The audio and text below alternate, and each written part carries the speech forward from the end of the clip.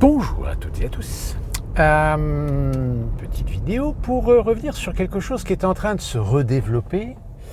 Tout du moins, certains commencent à nous refaire la chanson qu'on a entendue ici aux États-Unis.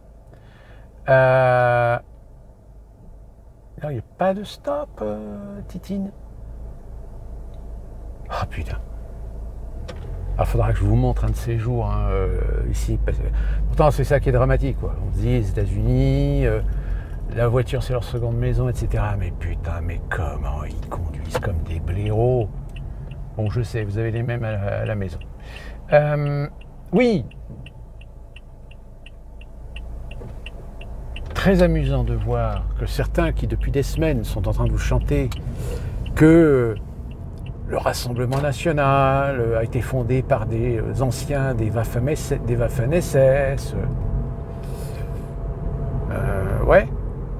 Le Parti communiste qui, pendant des décennies, a joué la carte de vanter les mérites, la promotion de l'Union soviétique, qui ont fait la promotion du petit père des peuples.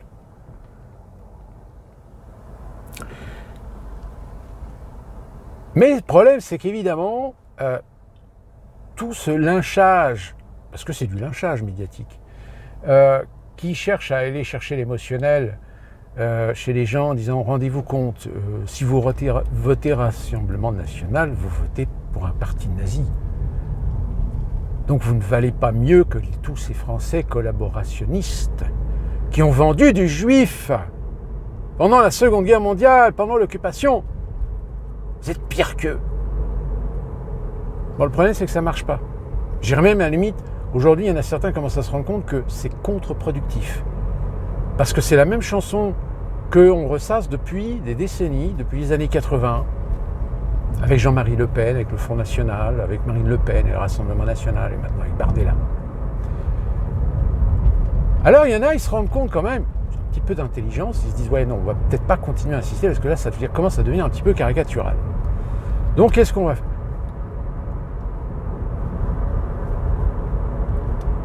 Mais au fait, le Rassemblement national, ils ont fait des emprunts chez des banques russes. Marine Le Pen, elle a rencontré Vladimir Poutine. Ah, ça y est. Le Rassemblement national est le bras d'influence de Vladimir Poutine. Le Rassemblement national est donc un parti russe.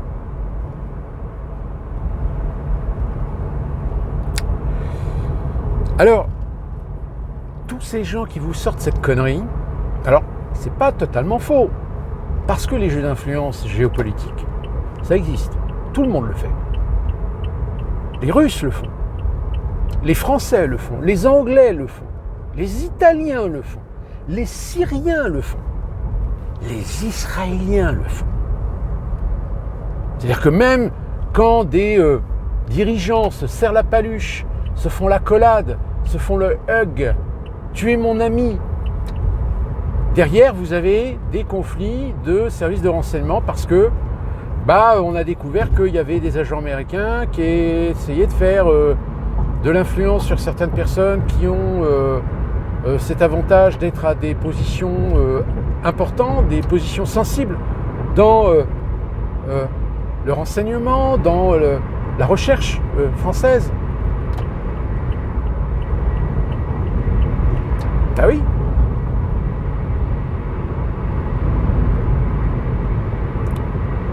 Donc tous ces gens-là qui vous sortent ce coup de Vladimir Poutine, que si vous votez Rassemblement National, vous votez Poutine. Alors ces gens-là, je vous autorise à leur cracher à la gueule et leur dire pendant 70 ans, depuis 70 ans, qui fait de l'influence en France ? Et de façon ouverte, c'est open bar. Qui a appelé François Hollande pour lui dire l'Iran là, chasse gardée, touche pas.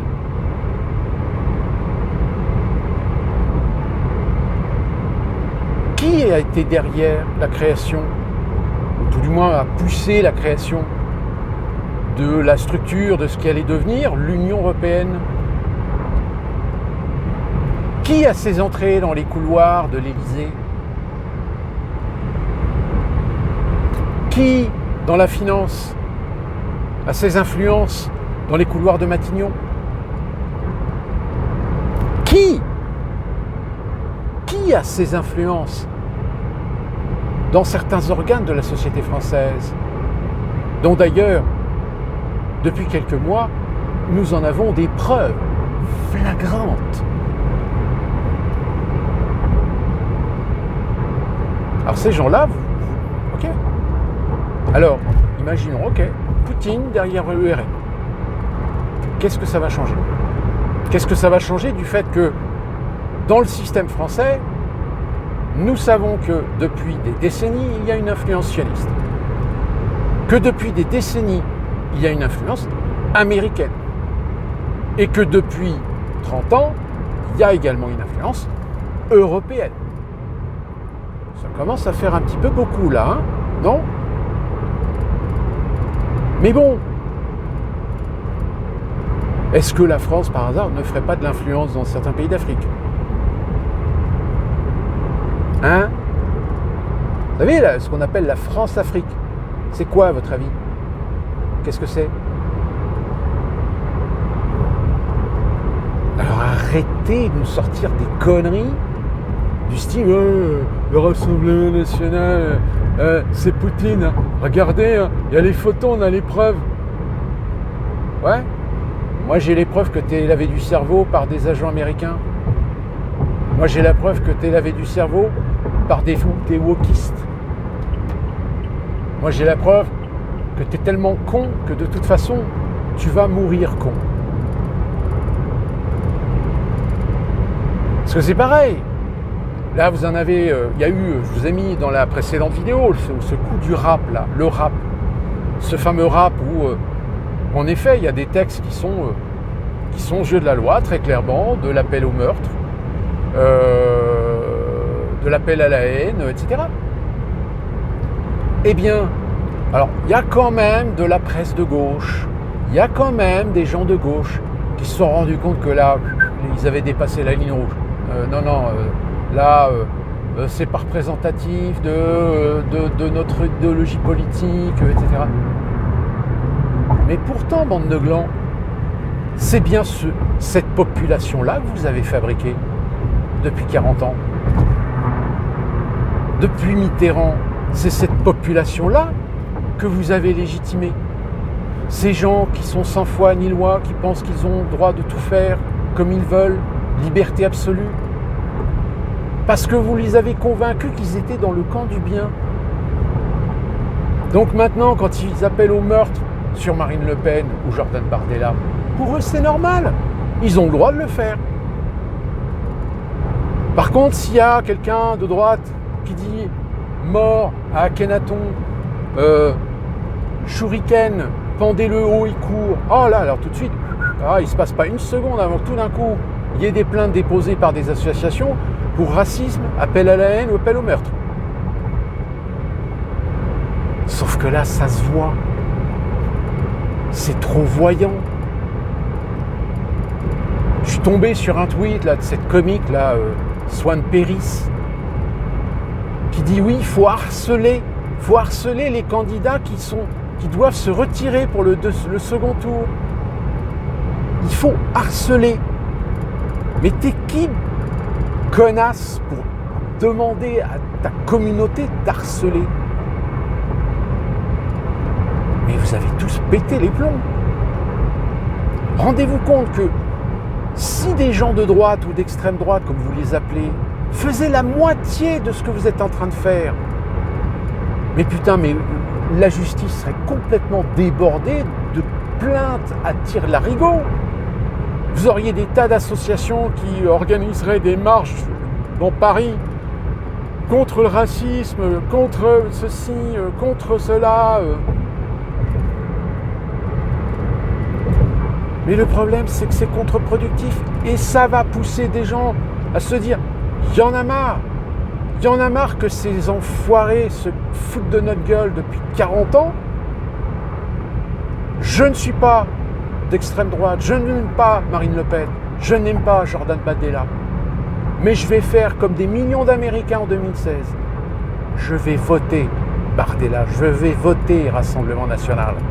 Comme les Américains qui n'étaient pas des pro-Trump, mais qui en avaient tellement marre de s'être fait entuber depuis 30 ans par les démocrates, par les républicains, par les démocrates. Je veux dire, l'ultime, parce que, en effet, Obama ce qui est ohé. J'ai envie de dire, vous avez des gens qui l'adulent encore. Alors oui, Obama a été un très bon président. C'est un mec intelligent, qui présentait bien, tout propre sur lui, très bon orateur.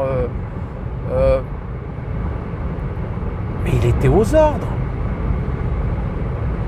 Donc évidemment que la communauté afro-américaine qui attendait quelque chose d'Obama, mais ils ont très vite été déçus. Ils ont très vite compris qu'Obama n'est qu'un exécutant. Il n'est pas aux commandes, il n'est pas au pouvoir, c'est pas lui qui commande. Bon, sauf que maintenant, aujourd'hui, c'est lui qui commande, puisque c'est lui qui a réussi à caser des gens dans l'administration Biden pour tenir les rênes. Parce que c'est pas Biden qui tient les rênes.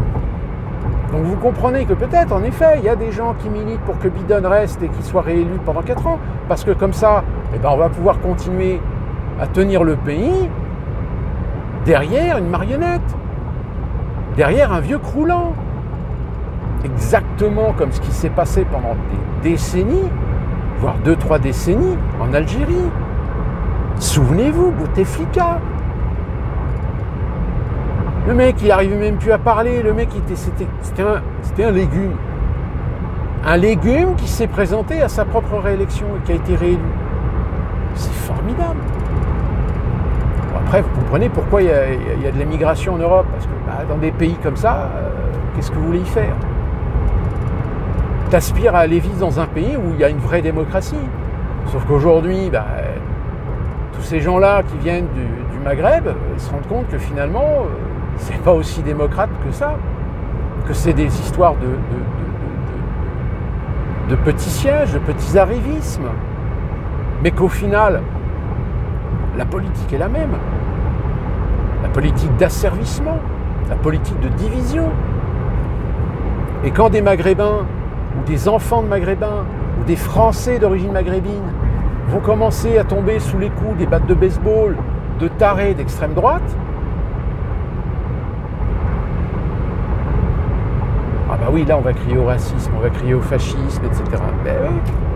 Mais on l'a provoqué, ça. Vous savez, quand vous crachez à la gueule des gens pendant comme ça des années, il ne faut pas s'étonner qu'à un moment donné, il y en a certains, parce que ils ont un petit peu l'esprit simple, ils aiment les raccourcis, ou ils ne vont pas chercher midi à 14h, et qui finalement trouvent une responsabilité à leur malheur sur des communautés, sur des gens d'une origine étrangère, ou français d'une origine étrangère, etc. Ça a toujours été. Ça ne changera pas demain.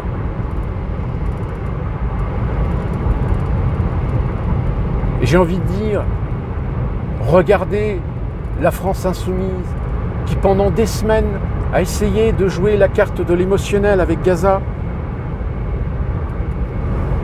jusqu'à conforter son électorat qui est plus important que l'électorat juif en France. Donc tu as mieux fait de miser sur l'électorat musulman que sur un électorat juif. Donc les juifs, à la limite, on n'en a rien à branler. Sauf que le juif en France, même s'il y a un juif du quotidien, il y a un juif qui est quand même bien placé, il y a un juif qui est influent, il y a un juif qui est au capital. Mais ça, Mélenchon, il a dû le rater, ce coup-là. Et le fait que la France judéo-chrétienne, c'est pas de la science-fiction. Parce que ça, c'est pareil. Il y a beaucoup de gens qui disent non, ça veut rien dire, la France judéo-chrétienne. Bah si, parce que les Juifs, ça fait quand même depuis plusieurs siècles qu'ils sont là. Je dirais même depuis même l'avènement du Royaume de France. Ils ont toujours été là, les Juifs. Minoritaires, mais ils ont quand même eu toujours une petite influence. On ne peut pas le dénier. Et de fait, le peuple juif a certainement plus de légitimité d'être en France que le peuple arabe ou le peuple musulman.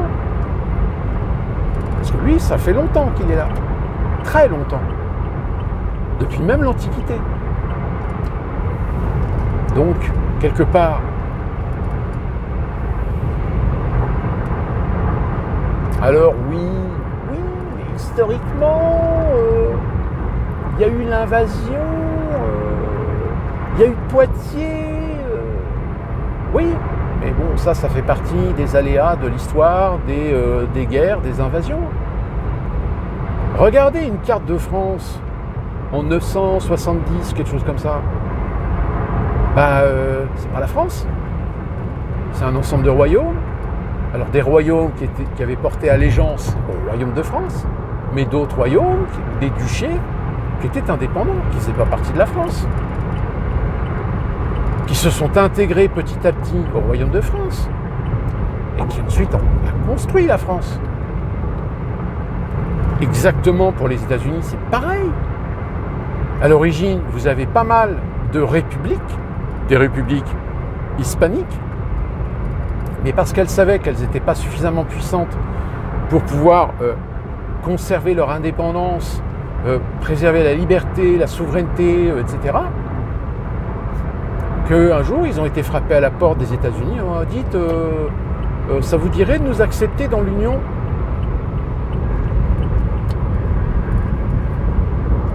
Les États-Unis d'Amérique, il y a beaucoup d'États, en effet, qui ont été conquis par la force des baïonnettes, mais il y a d'autres États, en réalité, qui ont fait la demande d'intégrer l'Union. D'où la raison pour laquelle certains États de l'Ouest ont une culture beaucoup plus imprégnée d'histoire hispanique que anglo-saxonne.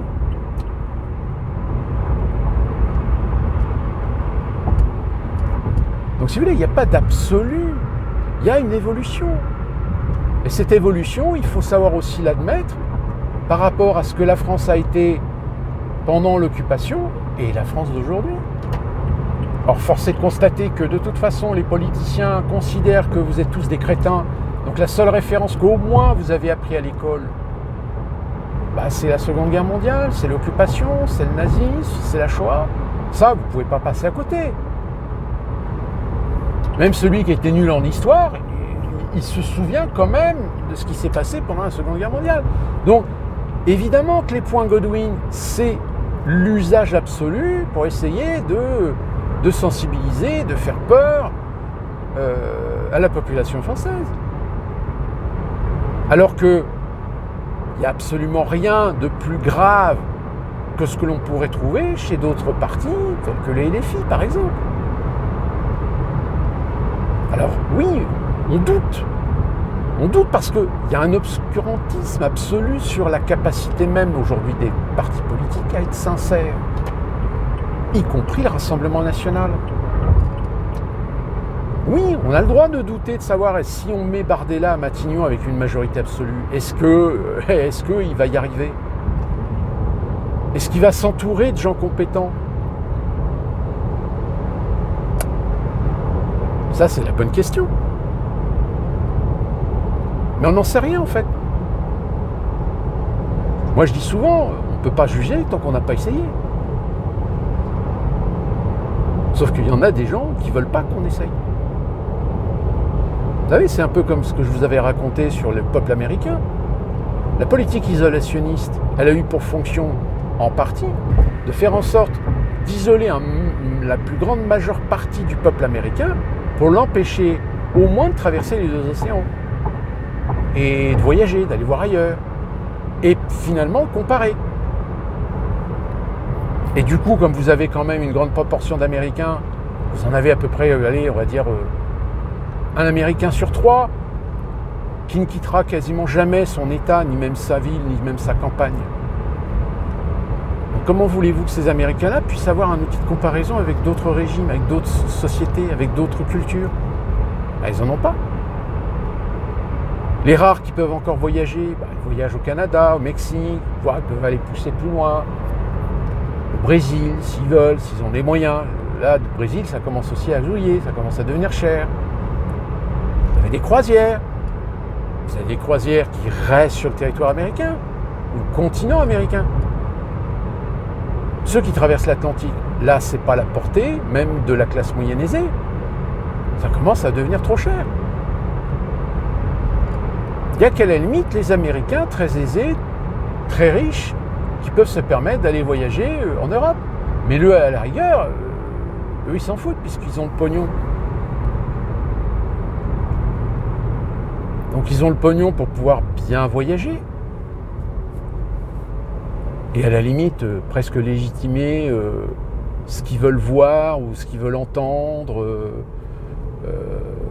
Et finalement, peut-être pas prêter attention aux différences culturelles, aux différences de système, parce que ils vivent dans des endroits, dans des hôtels, dans des trucs qui correspondent aux moyens qu'ils ont. Donc en réalité, ils ne vivent pas le pays, ils ne vivent pas la culture du pays, ils ne vivent pas la population du pays. Puis bon, vous avez d'autres Américains qui, eux, sont un minimum cultivés, arrivent à voyager. Moi, j'en ai rencontré certains qui, aujourd'hui, aiment beaucoup la France, par exemple. Parce qu'ils trouvent qu'en France, il y a une qualité de vie qui est incomparable par rapport à ce qu'ils ont pu voir, que ce soit aux États-Unis, au Canada, au Mexique, voire même dans d'autres pays qu'ils ont pu visiter, que ce soit en Afrique ou même en Europe. Ils le reconnaissent. Et c'est là que tu comprends que le modèle français, oui, il faut qu'il soit détruit. Le modèle ultralibéral ne peut pas laisser un pays comme la France continuer à exister tel qu'elle est. Et là, je reviens aux influences. Si les politiciens américains, les idéologues américains manipulent très bien le peuple américain, ils veulent pouvoir manipuler le peuple français au même titre que le peuple américain. Et là, je suis désolé de vous dire ça, mais à la limite, ils ont gagné. Ils ont gagné puisqu'il y a des gens qui vont croire que c'est Poutine qui est derrière Marine Le Pen. Il y a des gens qui soutiennent rubis sur l'ongle l'Ukraine, mais dès que tu les mets devant des réalités, que cette histoire est plus compliquée, qu'il y a des divergences qui datent depuis l'indépendance même de l'Ukraine, au sein du peuple ukrainien. Mais non, ça t'es trop con pour savoir. C'est comme la Palestine, c'est pareil. Je ne vais pas revenir sur ce que je vous avais expliqué sur l'État palestinien. Free Palestine. Oui, Free Palestine, ok. Mais dans quel État? C'est déjà un État, donc faut qu'il soit souverain. Alors si c'est déjà un État, donc ça veut dire que vous reconnaissez les organismes officiels de cet État palestinien. Et quels sont les organismes officiels de cet État palestinien? Eh bien, c'est le Fatah pour la Cisjordanie, et pour la bande de Gaza, c'est... Oui, merci. Ah oui, mais non, en fait... si. Si vous respectez la démocratie, vous respectez les principes et valeurs démocratiques des pays qui ont un petit peu de démocratie. C'est-à-dire, vous avez deux organismes qui sont officiels, chacun dans leur territoire, et c'est pas pour rien si le Hamas, en 2016, je crois que je me souviens que c'est en 2016, qu'a été élu à 71% au Conseil de Palestine. Processus démocratique. Et oui, bien sûr que Adolf Hitler est arrivé au pouvoir grâce à un processus démocratique. À force de créer la déstabilisation des différentes chancelleries, de provoquer des élections législatives, enfin le renouvellement du Reichstag, il est arrivé à un moment donné où ils ont finalement réussi, le parti nazi, à avoir une petite majorité, mais suffisante, pour que Hindenburg finisse par nommer Adolf Hitler chancelier.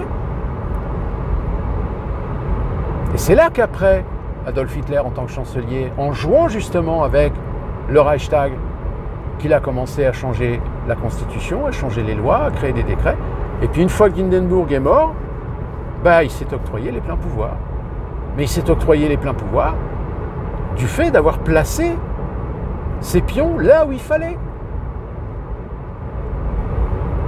Je suis désolé, mais en France, que ce soit l'Assemblée nationale, le Sénat, le Conseil constitutionnel et le Conseil d'État, rappelez-vous ce qui s'est passé pendant la pandémie.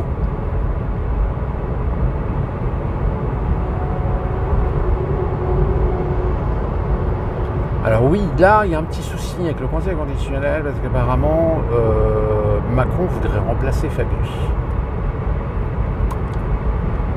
D'ailleurs, Macron a remplacé, ou va remplacer, ou a nommé au remplacement certains hauts fonctionnaires, plus particulièrement de la police, des préfets. Macron place ses pions. Donc à partir du moment où vous placez vos pions là où il faut, et que ces gens sont tenus en laisse, on est d'accord que Macron, c'est pas le genre de mec qui va placer des gens avec une certaine autonomie, une certaine liberté d'esprit, etc. Non, il va s'assurer que la personne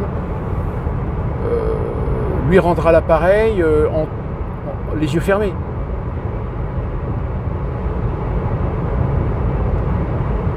Donc, les jeux d'influence, oui, ça existe. Les dénoncer, oui, très bien.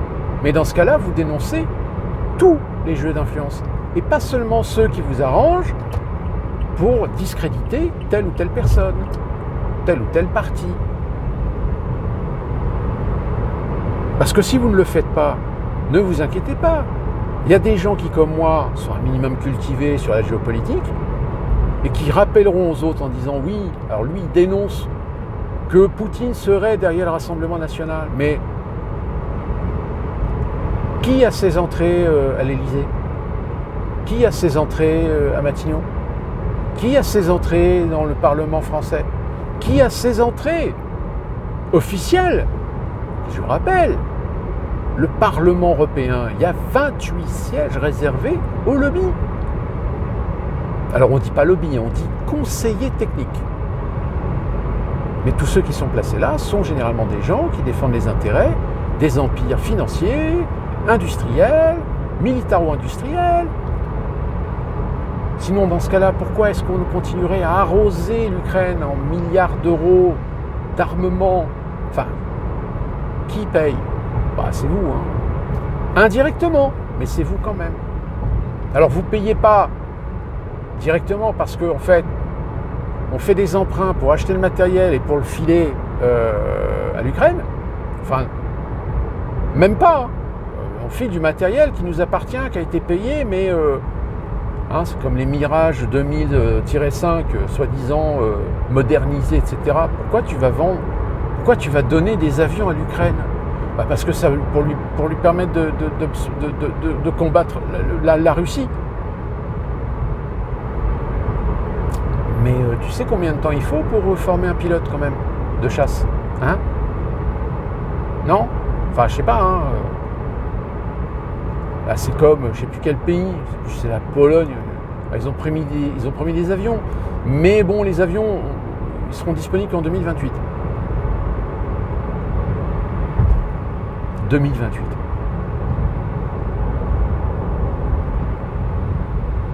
Vous savez, c'est du blabla en fait.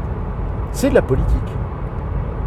C'est cette politique qui consiste tout simplement à affirmer, à vendre un propos. Je promets, nous nous engageons. Et puis une fois que les gens ont acquis ça dans la tête, ils n'iront pas chercher si, alors ok, mais il y a 6 mois, tu as dit que vous vouliez agir, donc vous aviez prévu de faire ceci, cela. Est-ce que vous l'avez fait? Je ne sais pas. Est-ce qu'on l'a fait ou pas? Non, on ne l'a pas fait parce qu'en fait, on n'a pas eu l'emprunt pour le faire. Donc qu'en fait, il faut qu'on attende de pouvoir piquer dans les caisses un peu à droite à gauche pour faire le budget et pouvoir envoyer ce qu'on a promis d'envoyer. Mais on l'a promis, hein, donc on va l'envoyer. Quand, on ne sait pas, mais on va l'envoyer. C'est comme les milliards américains. Il faut savoir qu'il y a 60% de tout l'argent qui a été envoyé en Ukraine, qui en fait n'a pas été envoyé en Ukraine, il y a 60% qui est resté aux États-Unis. Parce que c'est 60% de cet argent qui a été en fait englobé dans des achats matériels pour l'Ukraine. Et des achats matériels à des sociétés américaines, aux empires militaro-industriels. Ce qu'on appelle en fait de l'investissement, vous savez, je crois qu'on appelle ça l'investissement en circuit fermé. C'est-à-dire qu'on dit qu'on va donner de l'argent, qu'on va acheter des trucs chez des autres, mais en réalité non. En fait, l'argent reste. C'est-à-dire qu'en fait, ça passe par des intermédiaires, par des prestataires, qui eux vont s'occuper de mettre en place, de développer la logistique, etc., de ce qu'on a promis qu'on allait faire pour aider.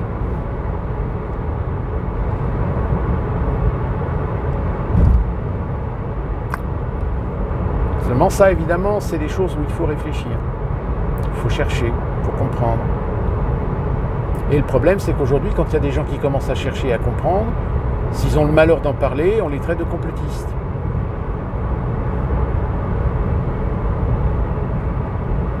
Donc en fait, on est bien dans un processus orwellien de manipulation de masse. On réécrit l'histoire comme ça nous arrange. Et du coup, à un moment donné, vous allez avoir des générations qui vont se succéder de gens qui vont être persuadés d'une chose qui n'a jamais existé. Tout comme ces Américains qu'il y a aujourd'hui aux États-Unis, qui sont toujours convaincus que John Fitzgerald Kennedy a été assassiné par Lee Harvey Oswald.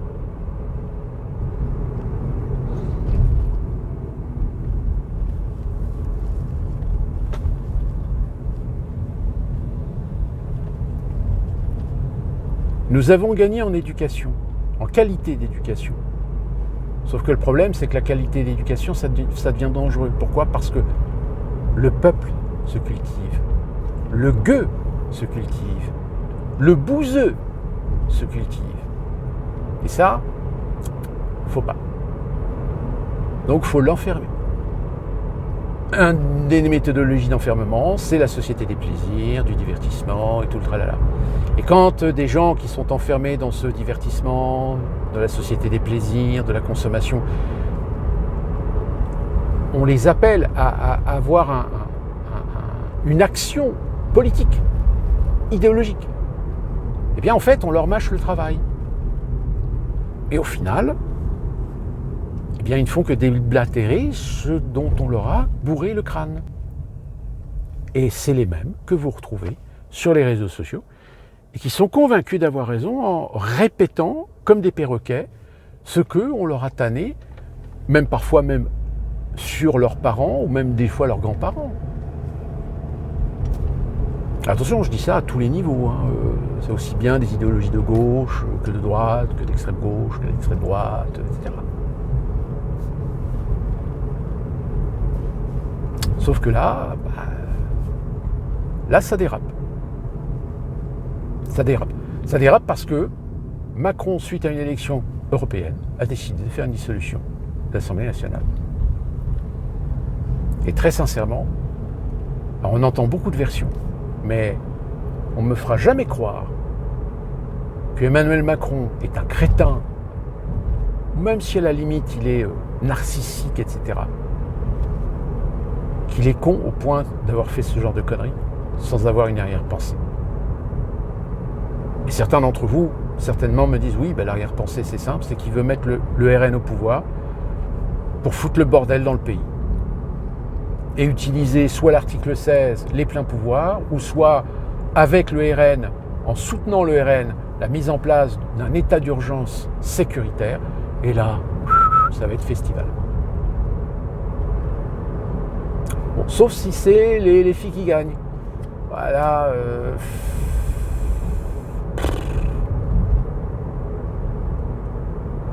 l'influence de la société américaine. Vous savez, le twist final. C'est toujours possible. C'est plausible. Mais on verra bien. On verra bien comment ça se passe. D'ici là qu'on se retrouve pour une prochaine vidéo, peut-être avant dimanche, s'il y a encore des affres ou des événements importants, croustillants, puisque là aujourd'hui il y a eu en effet cet article qui est sorti d'Alain Minc, Alain Minc, hein, qui est quand même l'un de ceux qui ont mis Macron en place, et c'est ça qui est énorme, même Attali, ils sont en train tout simplement de faire la démonstration de la théorie de Frankenstein. Vous savez, de Frankenstein, la théorie, c'est tu crées une machine, tu crées quelque chose, mais au bout d'un moment, la machine, l'être, la bête, la chose que tu as créée, tout d'un coup, elle t'échappe. Et bien Macron, ça se trouve, leur a échappé. Et là, Macron, peut-être, est en train de faire n'importe quoi. Et le fait que Alain Minc dise que finalement, cette idée de dissolution de l'Assemblée, c'est une énorme connerie, sous-entendant que pour Alain Minc, derrière, oui, il y a un risque. Il y a un risque de déstabilisation, finalement, du pays à tous les niveaux. Même Attali. Là, on est quand même en droit de se poser la question, est-ce que... est-ce que ça va pas partir en vrille, tout ça? D'ici là qu'on se retrouve pour une prochaine vidéo, comme je vous l'ai dit, portez-vous bien.